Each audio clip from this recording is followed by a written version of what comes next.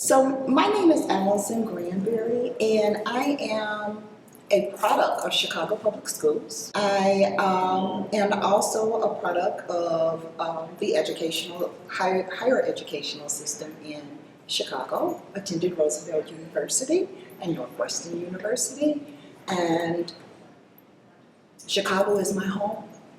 Chicago is where I was born and raised. It's where my family migrated to from the South during the Great Migration. I am an educator. At heart, children have always been what I love. I've always known as like the girl always would be willing to babysit. That was me, right? I was in the classroom for 20 years. I'm an early childhood major, so I taught primarily first, second, third grade. Second grade was my sweet spot. Really enjoyed those second graders. But teaching science has always been at my heart.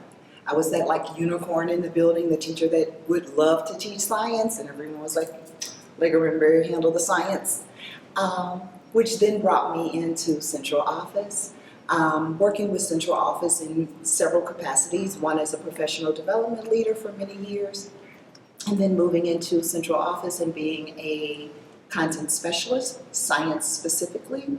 Pre-K through fifth grade was my area of expertise. And then I moved into the managerial role in the last 2 years, where I've served as the K-5 science manager, where I work with a group of 6 professionals, and we work on everything science education for Chicago Public Schools. Always loved teaching science. That was something that I really enjoyed doing, on top of watching the students' reactions when you say, science time, we know our children are in natural sciences. They love science education. So making sure that we're attending to that need is important.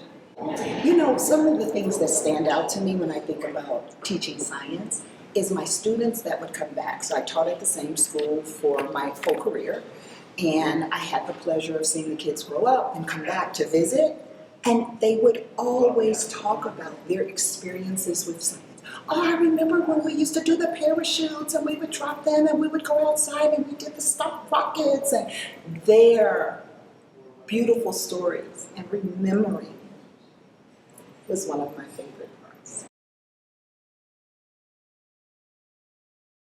Thinking about my why for social justice and science education. I think a lot about what students need, who our students are these days.